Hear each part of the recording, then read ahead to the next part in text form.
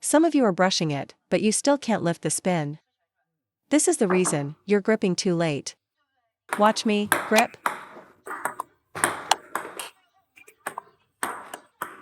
Today, we're going to cover the backhand flick. A player asked me why his backhand flick isn't effective and feels less useful than a simple push. The push and the flick must be used together strategically.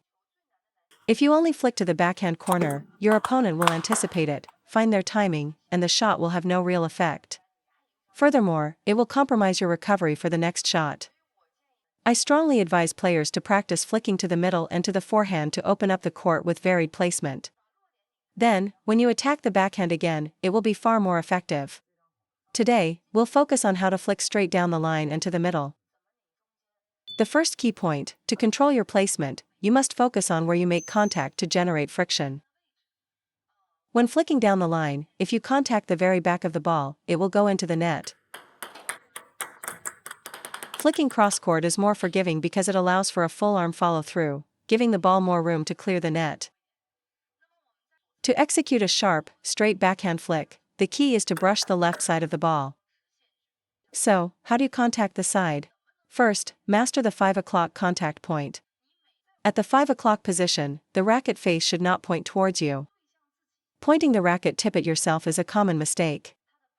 Your racket face should be angled towards your right side, with the racket prepared near your right hip. From there, accelerate towards the 10 o'clock direction. Maintain this racket angle from the start of your backswing through the point of contact. That's point number 1. Point number 2, flicking down the line requires an abrupt stop, or breaking, of your motion because the trajectory is short. I want to use this concept to also explain changing direction with a backhand topspin. Many players go long when changing direction because they don't adjust their power. If you use 80% power cross-court, using that same power down the line will send the ball long because the distance is shorter. So, when changing from an 80% power shot to a down-the-line shot, you must reduce your power to about 60%. In short, when changing direction, shorten your swing and reduce your power. Because you're playing a shorter trajectory, the stopping point of your swing for a flick down the line must be earlier than for a cross-court flick. The motion is smaller and the power is controlled. When flicking down the line, you must generate more spin. You can see I'm using a lot of friction. For a cross-court flick against a ball with mixed spin, you can use a whip-like motion. But you can't do that when going straight.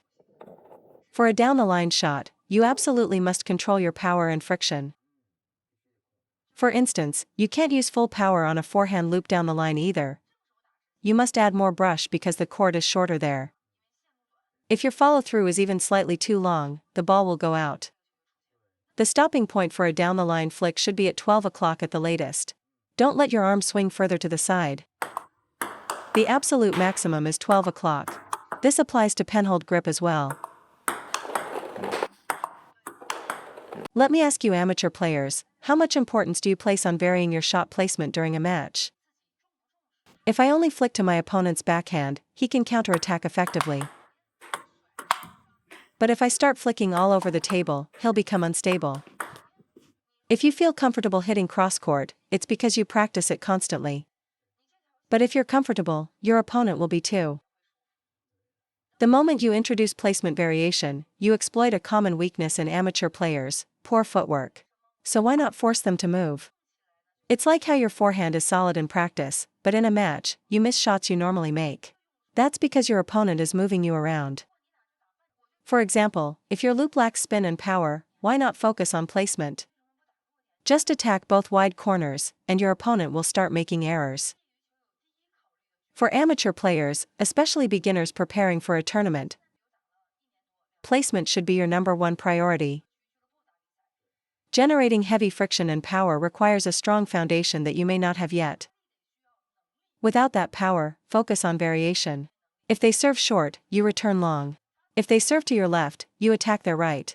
If they attack your middle, you push them wide. But whenever I mention this, players say they make mistakes when changing direction. You make mistakes because you don't practice it enough. If you practice it for a year, I guarantee you'll stop making those errors. Your fear of making mistakes prevents you from trying, creating a vicious cycle where you never develop the skill. Once your backhand flick threatens two different lines of play, it can become a point-winning shot. Even if your opponent returns it, the quality will be low. When flicking straight, stop your motion at the 12 o'clock position. When flicking to the middle, stop at the 1 o'clock position. When flicking cross-court, stop at the 2 o'clock position. The stopping point for each placement is crucial. The rest of your preparation doesn't need much adjustment. As I prepare my backswing, I haven't decided my placement yet. If he's standing in the middle, I'll flick cross-court. If he's covering his backhand corner, I'll go down the line. If the opponent seems relaxed or out of position, I might flick right at their body. I can watch my opponent and decide where to flick, straight or cross-court. The results are excellent. At the same time, you must control your power. The force used for a straight flick cannot be the same as for a cross-court flick, or you'll make unforced errors. That's a failure to adjust. Next, let's discuss how to handle the half-long ball. For this type of ball that just barely comes off the end of the table, most of you probably just push it back, right? The main problem with pushing is that it gives your opponent an easy ball to attack. And trying to loop it is difficult. It's easy to frame the ball with your backhand, as it's not as reliable as a forehand loop in this situation. We can, and should, use the backhand flick for this ball.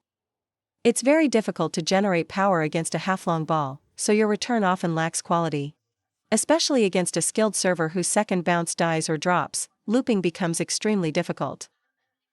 At best, you can only manage a soft loop, which is useless against a strong player. They'll just kill it with an aggressive block. Against a pips player, this is a free point for them. If your only option is to push, you're just setting them up for an easy attack.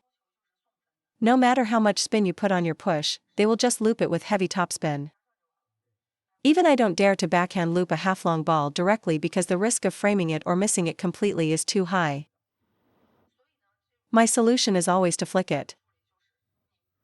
Flicking a half-long ball is different from flicking a short ball. For a short ball, your center of gravity must be low and forward over the table. However, for a half-long ball, don't step in too far with your body. That's the first point.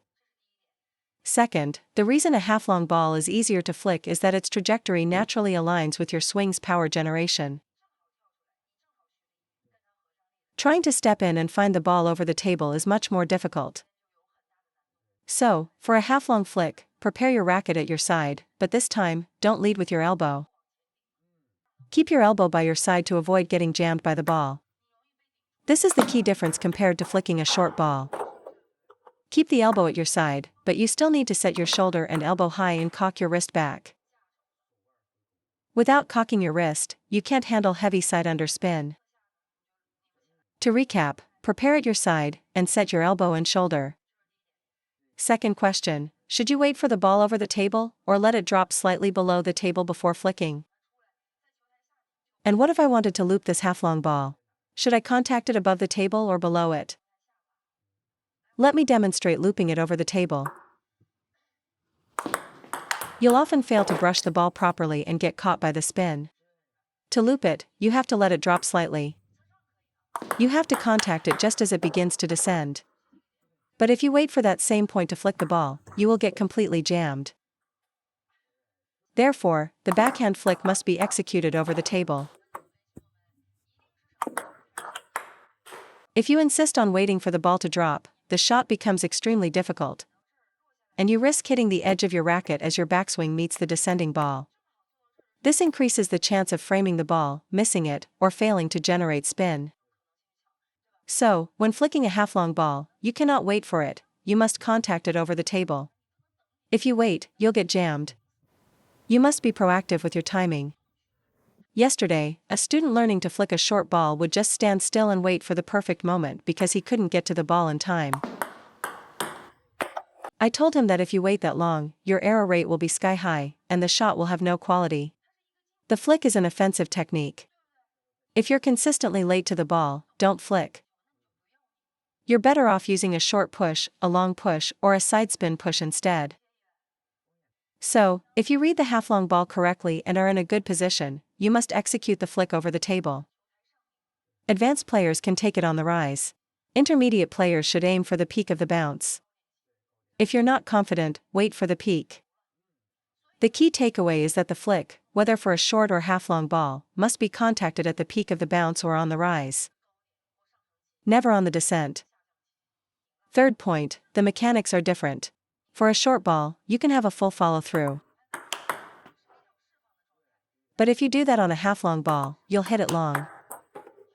Your motion must have a much earlier breaking point.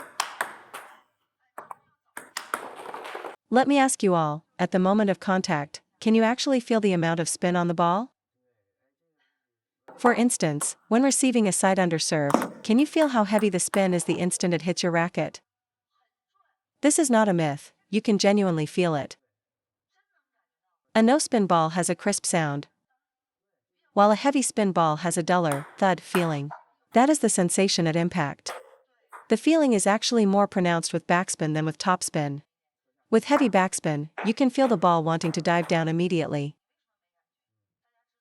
I'll tell you why you can't feel it: your grip is too tight, too rigid. When your grip is tight, the ball just bounces off the racket face, so you get no feedback.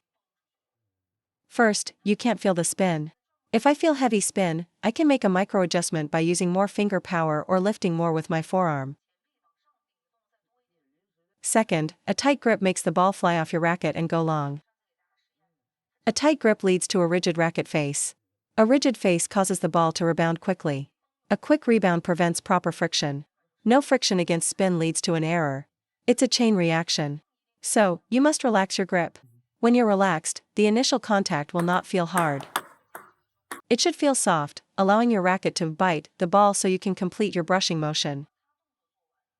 Otherwise, with a tight grip, the contact is just a collision. You get no feel for the ball, you're just swinging blindly. During the flick, you don't need to make large adjustments to your swing path. However, you do need to adjust your friction based on the spin. If the ball is spinning heavily, you need a deeper brush on the side. If there's little spin, you can use a shallower brush and penetrate through the ball more. There's no need for major changes like closing your racket for topspin and opening it for backspin. For the backhand flick, your center of gravity must be low. You are contacting the ball over the table, so if you stand up too straight, you will miss the ball underneath. For every backhand flick, you must get low over the table, lean your weight forward, and drop your hand down. This applies to the half-long ball as well. The most critical part of the stroke is the moment of impact. This instant determines the quality of your flick. It's the breaking, or stopping, of the motion. If I just gently brush the ball with a slow, continuous motion, I can't lift the spin. The action is too soft and too slow. You must have acceleration and an abrupt stop. I call this a squeezing or gripping feeling at contact. This gripping action is the essence of generating friction, and the flick is a friction-based shot. So when you flick, you need this gripping action, and it cannot happen at the end of your swing. For example, you can't have a relaxed swing and then squeeze at the very end. The ball will hit the net because you gripped it too late. You must grip the racket firmly the instant you brush the ball. It's the same principle as a forehand loop. You can't just have a smooth, even swing and then tense up at the end. You won't generate enough friction. You need to squeeze the grip at the moment of friction, and then let the rest of the arm follow through. If you stop dead after squeezing, you just need to practice smoothing out the follow-through. But you absolutely cannot wait until your forearm has finished its motion to grip the racket. By then, it's too late to create friction. First, grip to create braking and acceleration. Then, the other joints follow to complete the shot. If you don't have this grip, your entire motion will be loose and ineffective. But if you grip first and then drive forward, you'll succeed. The reason your flick isn't working is that you've never learned to create this tension at impact. This is why you can flick a ball with light spin, but not one with heavy spin. It's not that your swing is too small or that you're not brushing the ball. Some of you are brushing it, but you still can't lift the spin. This is the reason: you're gripping too late. Watch me, grip. After brushing, you must stop the motion abruptly. Brake, then accelerate. This is why you should use a grip trainer. The strength in your hand must be able to lock in the friction and generate explosive speed. By generating this speed, you first neutralize the incoming spin. Once the spin is counteracted, you can then treat it like a topspin ball and drive it forward.